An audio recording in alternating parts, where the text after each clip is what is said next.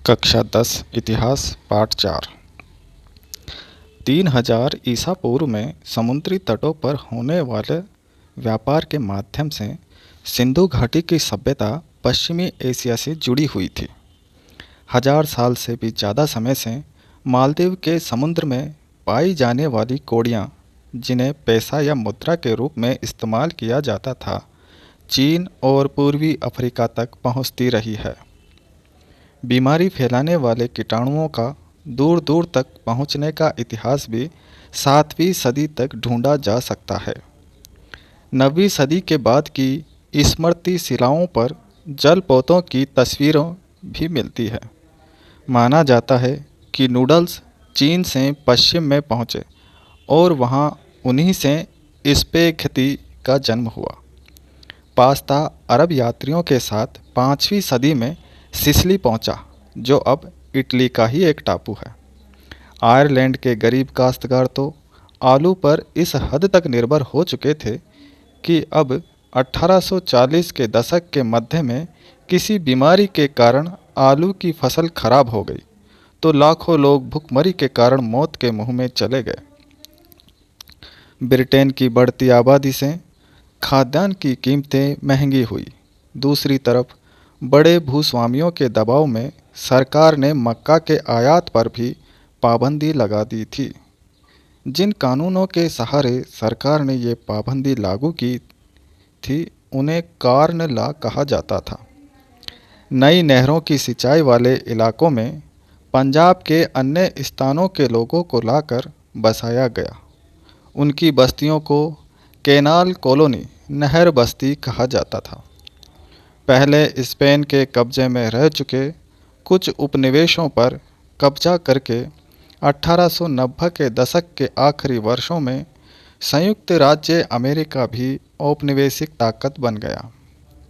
Sir Henry Marton Stanley एक पत्रकार और खोजी थे। न्यूयॉर्क हेराल्ड ने उन्हें कई साल पहले अफ्रीका गए लिविंगस्टन नामक मिशनरी की खोज करने के लिए भेजा था। त्रिनिदाद में मुहर्रम के सालाना जुलूस को एक विशाल उत्सवी मेले का रूप दे दिया गया। इस मेले को होसे इमाम हुसैन के नाम पर नाम दिया गया। रास्ता फरियानवाद नामक विद्रोही धर्म, जिसे जमैका के रेगे गायक बॉब मार्ले ने ख्याति के शिखर पर पहुंचा दिया। त्रिनिदाद और गुयाना का मशहूर चटनी म्यूजिक, नोबेल पुरस्कार विजेता साहित्यकार वी.एन. नायपॉल, वेस्टइंडीज के क्रिकेट खिलाड़ी शिवन रेनचंद्रपाल और रामनरेश सरवन भारत से गए अनुबंधित मजदूरों के ही वंशज हैं। शिकारी पुरी श्राफ और नट्टू कोट्टई चेट्टियारों मध्य एवं दक्षिण पूर्व एशिया में निर्यातोन्मुखी खेती के लिए कर्जे देते थे। प्रथम विश्व युद्ध 1914 से पहले ब्रिटेन दुनिया की सबसे बड़ी अर्थव्यवस्था था। 1921 में हर 5 में से एक ब्रिटिश मजदूर के पास काम नहीं था। 1923 में अमेरिका शेष विश्व को पूंजी का निर्यात दोबारा करने लगा और वह दुनिया में सबसे बड़ा कर्जदाता देश बन गया। औद्योगिक विश्व में आर्थिक स्थिरता, एक पूर्ण रोजगार बनाए रखा जाए, इस फ्रेमवर्क पर जुलाई 1944 में अमेरिका स्थित न्यू हैम्पशर के ब्रिटेन वुड्स नामक स्थान पर संयुक्त राष्ट्र मौद्रिक एवं वित्तीय सम्मेलन में सहमति बनी थी। सदस्य देशों के विदेश व्यापार में लाभ और घाटे से निपटने के लिए ब्रेटन वुड्स सम्मेलन में ही अंतर्राष्ट्रीय मुद्रा कोष IMF की स्थापना की। युद्धोत्तर पुनर्निर्माण के लिए पैसे का इंतजाम करने के वास्ते अंतर्राष्ट्रीय पुनर्निर्माण एवं विकास बैंक, विश्व बैंक का गठन किया गया। इसी वजह से विश्व बैंक और IMF को ब्रेटन वुड्स संस्थान या ब्रेटन वुड्स ट्विनर, ब्रेटन वुड्स की जुड़वा संतान भी कहा जाता है। इसी आधार पर युद्धोत्तर अंतर्राष्ट्रीय आर्थिक व्यवस्था को अक्सर ब्रेटन वुड्स व्यवस्था भी कहा जाता है। विश्व बैंक और IMF ने 1947 में औपचारिक रूप से काम करना शुरू किया। अमेरिका विश्व बैंक और आईएमएफ के किसी भी फैसले को वीटो कर सकता है। अंतर्राष्ट्रीय मौद्रिक व्यवस्था राष्ट्रीय मुद्राओं और मौद्रिक व्यवस्थाओं को एक दूसरे से जोड़ने वाली व्यवस्था है। ब्रेटन वुड्स व्यवस्था निश्चित विनिमय दरों पर आधारित होती थी। एक साथ बहुत सारे देशों में व्यवसाय करने वाली कंपनियों को बहुराष्ट्रीय निगम मल्टीनेशनल कॉरपोरेशन एमएनसी या बहुराष्ट्रीय कंपनी कहा जाता है।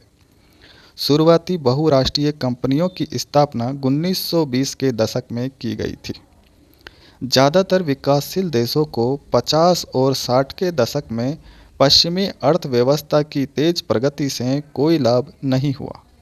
इस समस्या को देखते हुए उन्होंने एक नई अंतर्राष्ट्रीय आर्थिक प्रणाली जी77 समूह 77 के रूप में संगठित हो गए। चीन की 1949 की क्रांति। जेम्स वाट ने न्यूकॉमेन द्वारा बनाए गए भाप के इंजन में सुधार किया और 1871 में नए इंजन को पेटेंट करा लिया। इस मॉडल का उत्पादन उनके दोस्त उद्योगपति मैथ्यू बुल्टन ने किया। कपड़ों की गुणवत्ता जांचने के लिए वेतनभोगी कर्मचारी तैनात कर दिए जिन्हें गुमास्ता कहा जाता था। स्टेपलर ऐसा व्यक्ति जो रेशों के हिसाब से ऊन को स्टेपल करता है या छांटता है। फूलर ऐसा व्यक्ति जो फूल करता है यानी चुन्नटों के सहारे कपड़े को समेटता है। कॉर्डिंग वह प्रक्रिया जिसमें कपास या ऊन आदि रेशों को कताई के लिए तैयार किया जाता है। देश की पहली जूट मिल 1855 में और दूसरी 7 साल बाद 1862 में चालू हुई। 1860 के दशक में कानपुर में एल्गिन मिल खुली। 1874 में मद्रास में पहली कताई और बुनाई मिल खुल गई। बंगाल में द्वारिका नाथ टैगोर ने चीन के साथ व्यापार करने 1830-40 के दशकों में 6 संयुक्त उद्यम कंपनियां लगा ली थी। चीन के साथ व्यापार करने वाले सफल उद्योगपति डीन शाह पेटिट बम्बई के व जमशेदजी नुसरवान जी टाटा फारसी थे व जेडी बिरला के पिता व दादा ने भी किया। 1917 में कलकत्ता में देश की पहली जूट मिल लगाने वाले मारवाड़ी व्यवसायी सेठ हुकुमचंद ने भी चीन के साथ व्यापार किया था। पहले विश्व युद्ध तक यूरोपीय प्रबंधकीय एजेंसियां भारतीय उद्योगों के विशाल क्षेत्र का नियंत्रण करती थी। इनमें बर्ड हीगल and company, Andrew Yule, Jardine Skinner and company सबसे बड़ी कंपनी थी। 1901 में भारतीय फैक्ट्रियों में 5,84,000 मजदूर काम करते थे। 1946 तक यह संख्या बढ़कर 24,36,000 हो चुकी थी। जौबर को अलग अलग इलाकों में सरदार या मिस्त्री आदि भी कहते थे। 1880 में दुर्गाचरण राय ने एक उपन्यास लिखा था, देव गानेर मृत्ये आगमन, धरती पर देवता उतरे। आधुनिक शहर के उदय का इतिहास 200 साल से ज़्यादा पुराना नहीं है। 1870 के दशक में लंदन में कम से कम 20,000 अपराधी रहते थे। 1861 की जनगणना से पता चला कि लंदन में लगभग 2.5 लाख घरेलू नौकर हैं। 1880 के दशक में the bitter cry of outcast London नामक पुस्तक लिखने वाले पादरी एंड्रयू मियर्स लंदन के अल्प वेतन कारखानों में मजदूरी करने के बजाय अपराध ही ज़्यादा फायदेमंद क्यों है के बारे में लिखा। 1870 के अनिवार्य प्राथमिक शिक्षा कानून और 1902 से लागू किए गए फैक्ट्री कानून के बाद बच्चों को औद्योगिक कामों से बाहर रखने की व्यवस्था लागू कर दी गई। लंदन में शराबखोरी की समस्या से निपटने के लिए संयमता आंदोलन शुरू किया गया। वास्तुकार और योजनाकार एबेनेज़र हार्वर्ड ने गार्डन सिटी, बगीचों का शहर की अवधारणा प्रस्तुत की।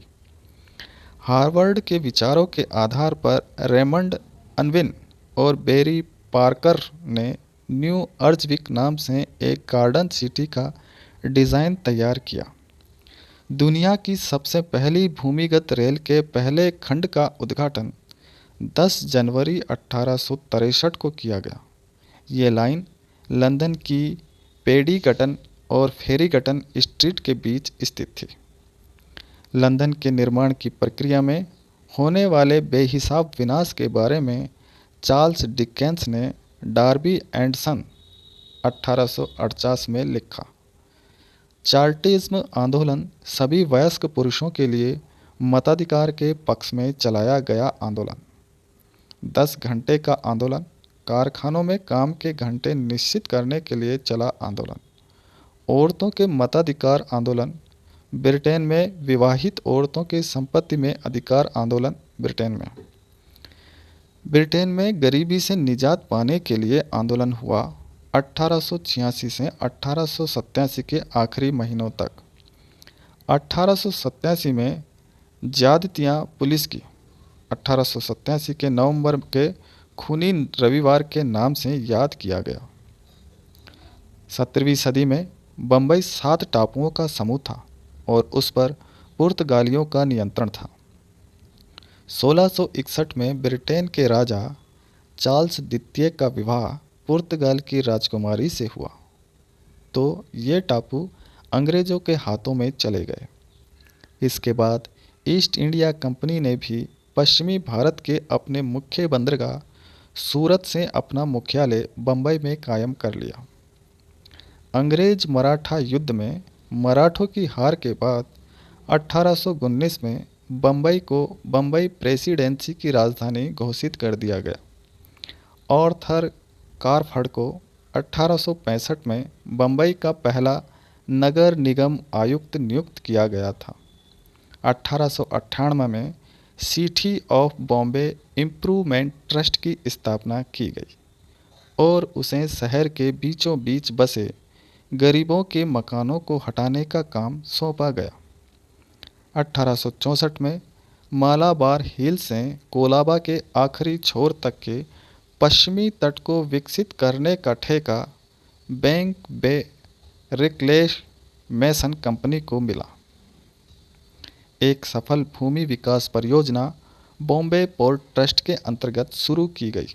ट्रस्ट ने 1914 से 1918 के बीच एक सूखी गोदी का निर्माण किया और उसकी खुदाई से जो मिट्टी निकली उसका इस्तेमाल करके 22 एकड़ का बालार्ड एस्टेट बना डाला। इसके बाद बम्बई का मशहूर मरीन ड्राइव बनाया गया। कलकत्ता भारत का पहला शहर था जहां 1863 में धुआं निरोधक कानून पारित किया गया था। मुद्रण की सबसे पहली तकनीक चीन, जापान और कोरिया में विकसित हुई।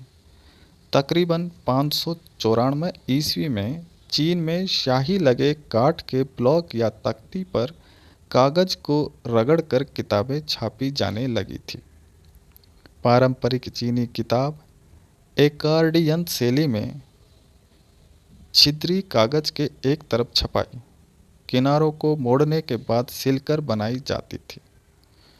पश्चिमी शैली के स्कूलों की ज़रूरतों को पूरा करने वाला संघाई प्रिंट संस्कृति का नया केंद्र बन गया। चीनी बौद्ध प्रचारक 768 से 770 ईस्वी के आसपास छपाई की तकनीक लेकर जापान आए।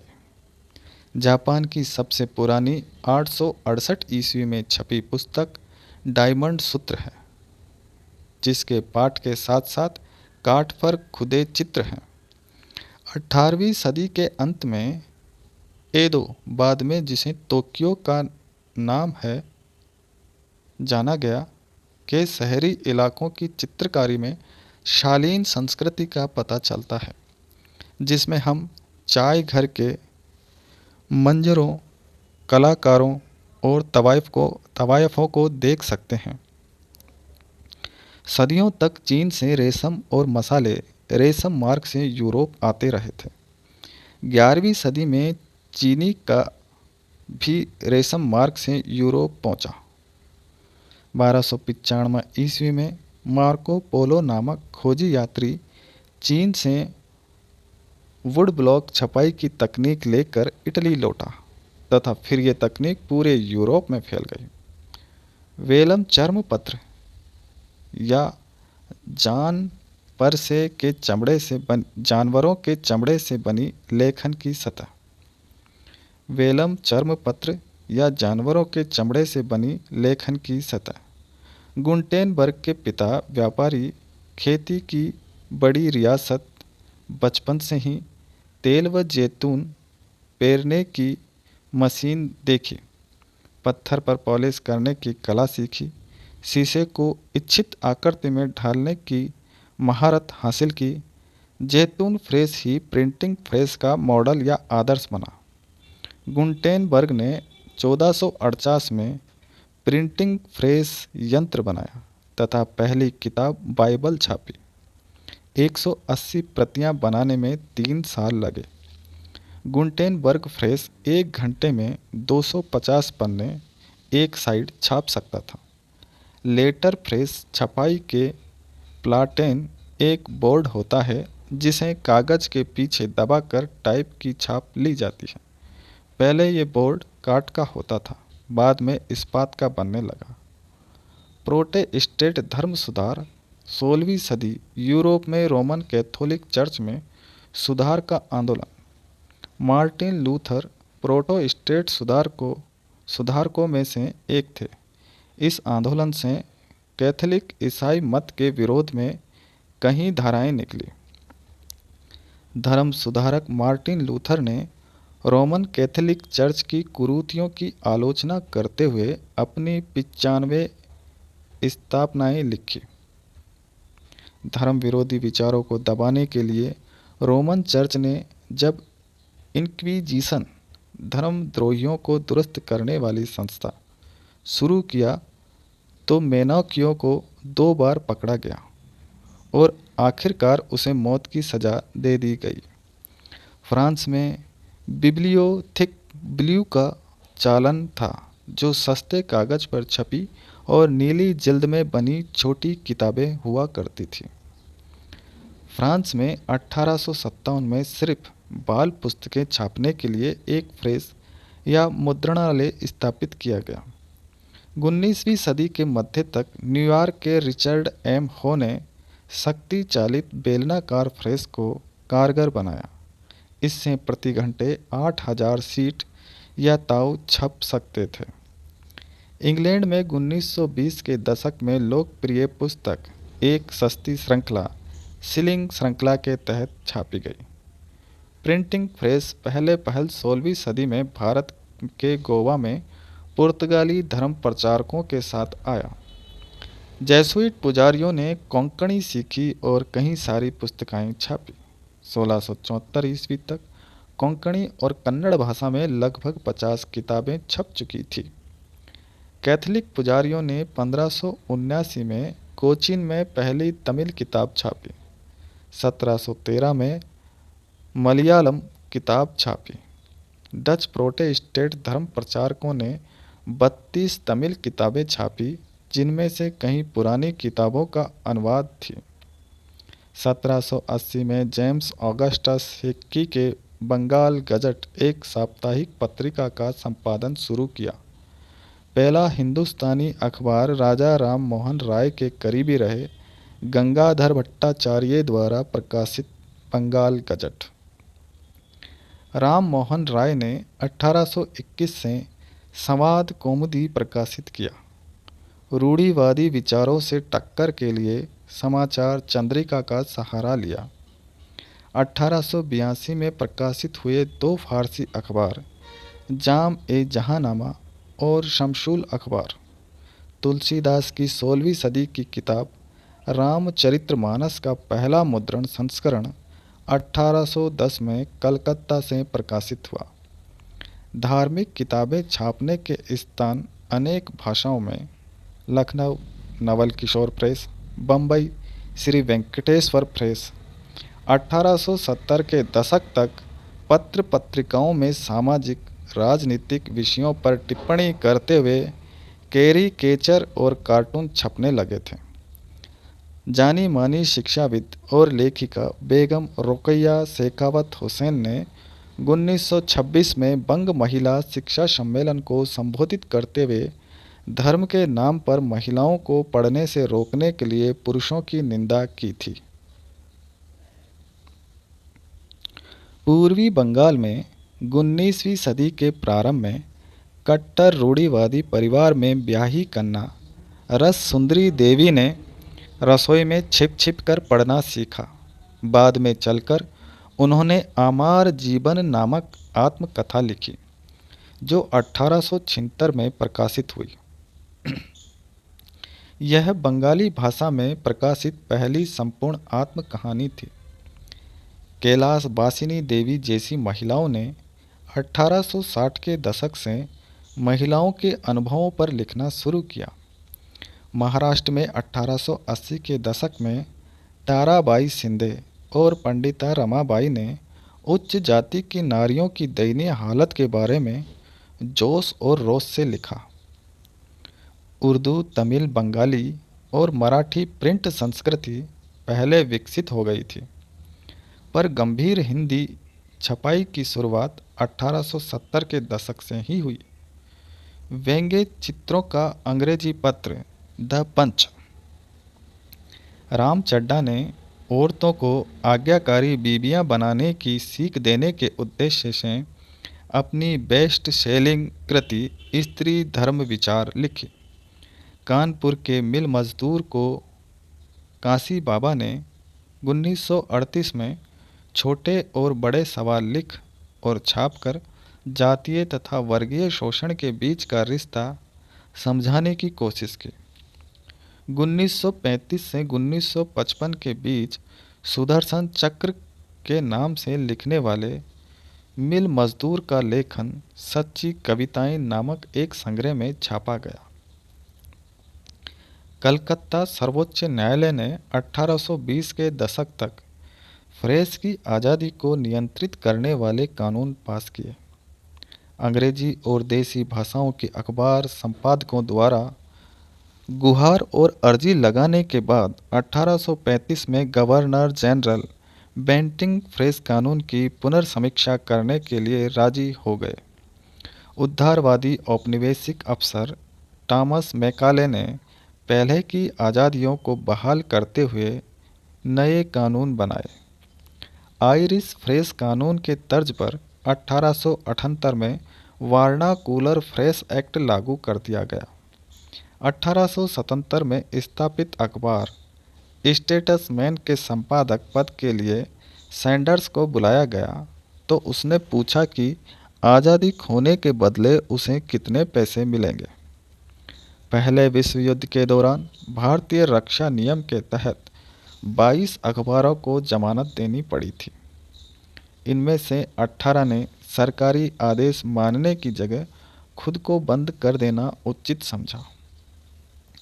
रॉलेट के अधीन कार्यरत षड्यंत्र समिति ने 1919 में विभिन्न अखबारों के खिलाफ जुर्माना आदि कार्रवाइयों को और सख्त बना दिया।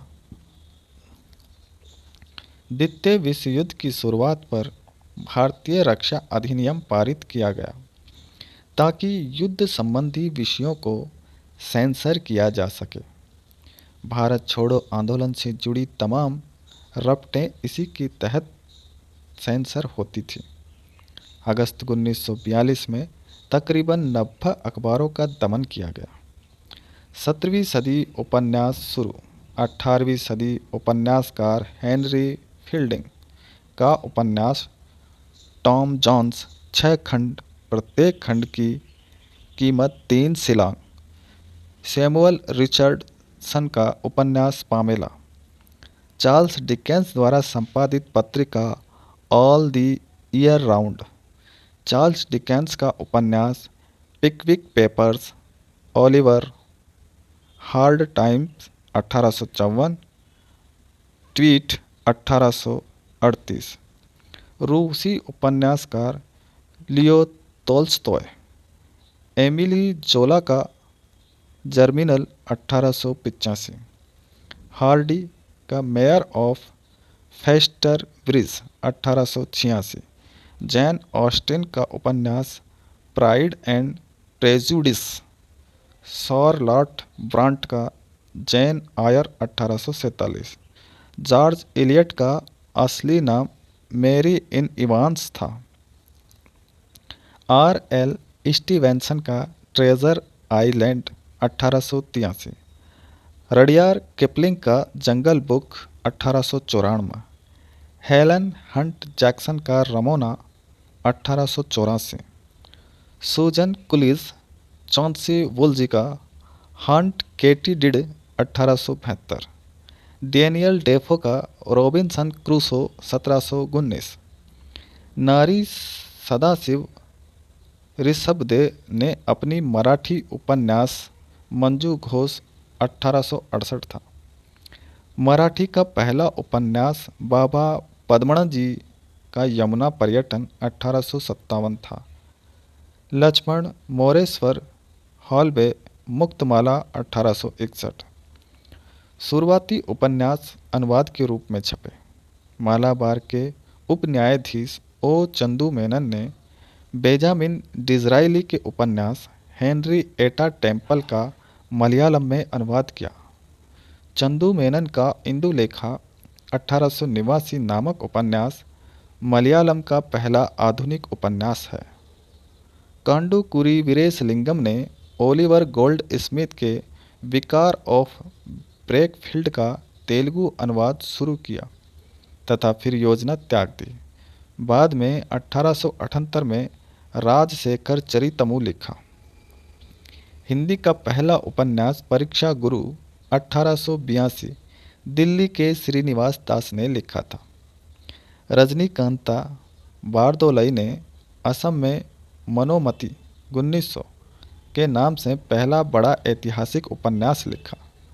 बंकिम चंद्र चट्टोपाध्याय का पहला उपन्यास दुर्गेश नंदिनी 1865, फकीर मोहन सेनापति 6 माणो 8 गुणा 1902, 1899 में गुलावड़ी वेंकट राव का कन्नड़ उपन्यास इंदिराबाई, कन्नड़ पत्रिका कथांजलिका का प्रकाशन 1929 में शुरू हुआ। रोकैया हुसैन समाज सुधारक थी, ने विधवा होने के बाद कलकत्ता में एक बालिका विद्यालय की स्थापना की 1880 से 1932। अंग्रेजी में सुल्ताना ज ड्रीम्स 1905 लिखी। उपन्यास पद्मराग लिखी। ईसाई धर्म प्रचारक और बंगाली के शायद पहले उपन्यास करुणा ओ फूलम नीर विवरण 1852 की लेखिका का हाना मुलेंस गुप्त रूप में लिखा करती थी। उत्तरी केरल की निम्न जाति के लेखक पोथेरी कुंजाम्बू ने 1892 में सरस्वती विजयम नामक उपन्यास लिखा। अद्वैत मल्लावर्मन तितास एक टी नदीर नाम 1956, भूदेव मुखोपाध्याय कृत अगुरिया विनिमय 1857 बंगाल में लिखा जाने वाला पहला ऐतिहासिक उपन्यास था।